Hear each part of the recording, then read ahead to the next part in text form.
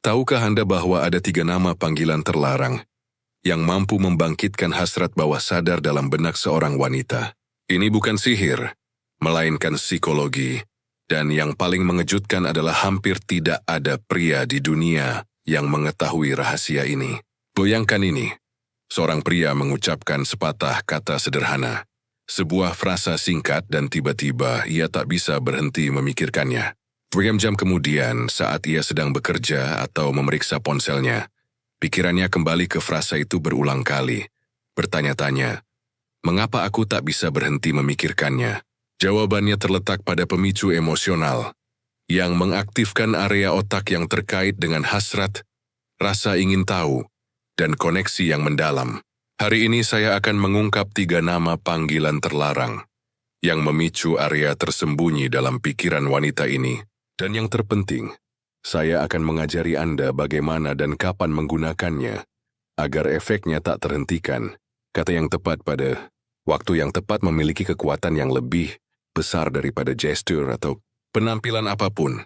Jika Anda pernah berbicara dengan seorang wanita dan merasa percakapan terhenti tanpa alasan atau ia kehilangan minat, itu karena Anda tidak mengaktifkan emosi bawah sadarnya. Jangan khawatir, di akhir video ini Anda akan tahu persis apa yang harus dikatakan, agar ia tidak melupakan Anda. Percayalah, julukan ketiga adalah yang paling ampuh. Ketika Anda menggunakannya dengan intonasi yang tepat, pikirannya akan mengaitkannya dengan Anda bahkan saat Anda tidak hadir. Sebelum memulai, berlanggananlah kanal ini, Invisible Power, tempat kami mengeksplorasi kekuatan tersembunyi yang mendorong hasrat, kekuatan dan pikiran manusia. Ingat, perubahan dimulai saat Anda bertindak. Boom, titik, kita mulai. Setiap kata mengandung rahasia tersembunyi. Mengetahui cara menggunakannya dapat meninggalkan jejak yang tak terhapuskan. Kata-kata adalah energi yang terkondensasi. Kata-kata tidak hanya berkomunikasi, tetapi juga mengaktifkan emosi yang terpendam. Setiap kata dapat menjadi pemicu psikologis yang menghubungkan kenikmatan dengan kehadiran dan hasrat dengan ingatan.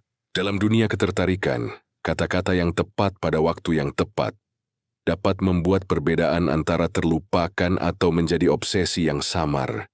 Inilah yang disebut psikologi sebagai pemicu emosional.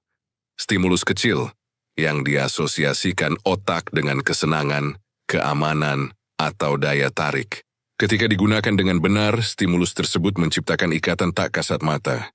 Ketika digunakan secara salah, Anda tampak seperti peniru WhatsApp biasa, dengan frasa-frasa brilian dan hati yang hidup. Tetapi jika Anda menggunakannya dengan baik, memahami logikanya yang mendalam, Anda dapat menyentuh saraf yang tak tersentuh pria lain. Itulah kekuatan psikologis, ya. Dan Haribain Sihwa Alessi menundukkan caranya. Bayangkan Anda berdiri di hadapannya, di lingkungan yang tenang, mengobrol santai, bahkan tanpa beban. Jika Anda tidak mengaktifkan pemicu yang tepat, percakapan itu akan cepat berakhir. Tetapi jika Anda melakukannya dengan benar, setiap kata menjadi jangkar emosional yang membekas di benaknya, memastikan dia tidak melupakan Anda. Semuanya berawal dari sebuah kebenaran yang hanya sedikit orang terima. Hasrat tidak lahir dari tubuh, melainkan dari otak. Ketertarikan bukan hanya kimiawi, melainkan pemrograman. Ketika seorang wanita merasakan hubungan yang mendalam tanpa memahami alasannya, itu bukanlah suatu kebetulan, melainkan hasil dari serangkaian stimulus yang ditempatkan dengan sempurna. Julukan terlarang, kata-kata kecil yang tampak polos merupakan bagian dari rangkaian itu. Sebagaimana dijelaskan oleh psikolog Robert Cialdini dan Kevin Dutton, pengaruhnya bukan terletak pada apa yang Anda katakan, melainkan pada apa yang ditafsirkan orang lain saat mendengarkan Anda. Setiap kata adalah kaitan emosional yang berusaha membangkitkan emosi tertentu, kelembutan, perlindungan, kegembiraan, rasa ingin tahu, atau bahkan nostalgia. Otak perempuan yang lebih peka terhadap nuansa emosional merespons rangsangan mikro ini lebih mendalam daripada yang dibayangkan kebanyakan orang. Misalnya, kata-kata seperti putri, bayi, atau cintaku memang umum tetapi tidak memiliki kekuatan emosional yang nyata. Namun julukan terlarang, yang hanya digunakan dalam kasus-kasus khusus, intim tanpa vulgar, menciptakan rahasia kecil bersama yang memicu reaksi otomatis di otak. Kata itu menjadi simbol emosional. Setiap kali mereka mendengarnya, pikiran mereka kembali kepada Anda. Edward Bernays, bapak manipulasi modern, berkata, dia yang memahami mekanisme tersembunyi dari pemikiran kolektif mendominasi massa. Meskipun ia berbicara tentang politik dan periklanan, prinsipnya juga berlaku untuk hasrat manusia. Bahasa adalah alat kendali. Mengetahui cara menggunakannya berarti menguasai pikiran tanpa memaksakan diri. Contoh, seorang siswa bercerita tentang seorang gadis yang hampir tidak berbicara dengannya. Suatu hari tanpa berpikir, ia memanggilnya badaiku. Senyumnya berbeda dan sejak hari itu ia mulai menulis surat kepadanya setiap pagi. Ketika saya bertanya mengapa, ia mengatakan bahwa energi gadis itu mengingatkannya pada badai yang dahsyat, tak terduga, dan tak mungkin diabaikan. Ia telah menciptakan jangkar emosional. Setiap kali ia memikirkan intensitasnya, kata badaiku kembali ke benaknya, bersama ingatan akan pria yang memberinya nama itu. Inilah prinsip pertama. Ketika Anda memberi nama, Anda memprogram. Nama panggilan bukan sekadar kata, melainkan kode emosional yang terhubung dengan ingatan, bau, to sense smart N. Itulah sebabnya julukan terlarang harus diciptakan, bukan ditiru. Zui lahir dari pengamatan autentik yang menggambarkan dirinya tanpa disadarinya. Seperti kata Sun Tzu, siapapun yang mendominasi medan, mendominasi pertempuran, dalam pikiran perempuan, medan adalah emosi. Tugas Anda bukanlah mengatakan sesuatu yang baik tetapi menciptakan jangkar. Julukan yang kuat harus memiliki 3 komponen. Refleksi emosional, sesuatu yang membangkitkan kelembutan, kekuatan, dan kode unik yang tidak terdengar generik. Lebih lanjut, julukan itu harus digunakan dalam konteks yang syarat emosi. Tawa, tatapan, keheningan. Ketika ketiga elemen ini berpadu, pikirannya menciptakan hubungan tak kasat mata antara Anda dan emosi yang dirasakannya. Sejak saat itu, Anda bukan lagi sekadar manusia, melainkan stimulus mental. Setiap kali ia mendengar kata itu, bahkan dalam konteks yang berbeda, alam bawah sadarnya bereaksi. Paul Ekman menunjukkan bahwa otak tidak membedakan antara emosi yang diingat dan emosi yang dijalani. Jika dia merasakan sesuatu yang intens dengan Anda dan kemudian mengingatnya, tubuhnya akan menghidupkannya kembali. Itulah kekuatan psikologi gelap. Tapi hati-hati, ini bukan tentang manipulasi tanpa tujuan. Menggunakan pemicu ini berarti belajar berkomunikasi dengan alam bawah sadar. Jika Anda melakukannya dengan niat yang tulus, Anda dapat mengubah hubungan, bukan menghancurkannya. Sekarang mari kita analisis bagaimana ketiga julukan ini bekerja secara psikologis. Yang pertama, menarik naluri protektif, mengaktifkan pola dasar ikatan emosional dan pengasuhan. Yang kedua, membangkitkan energi hasrat dan rasa ingin tahu, menciptakan perhatian, daya tarik dan misteri.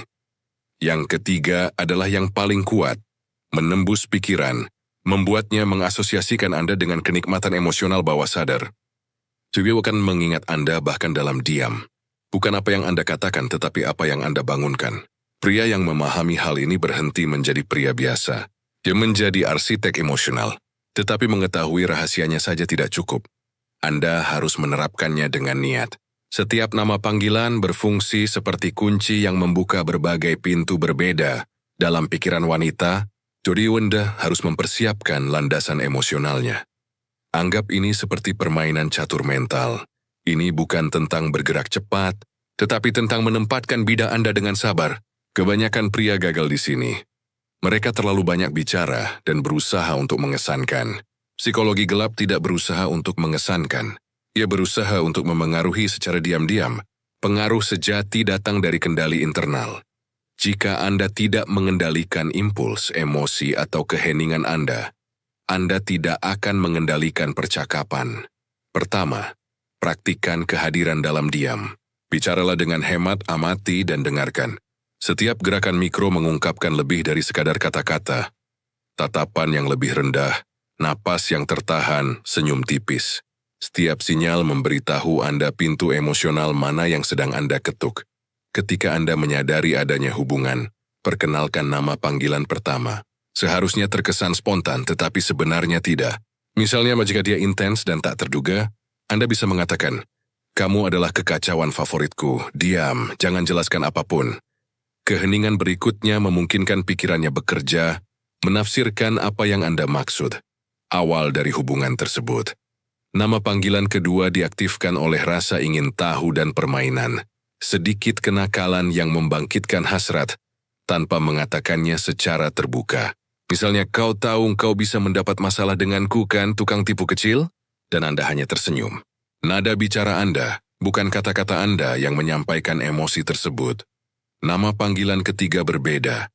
Itu adalah tanda psikologis, gema yang tersimpan dalam pikiran. Gunakan hanya setelah pengalaman emosional yang intens, tatapan yang mendalam, atau momen kerentanan bersama.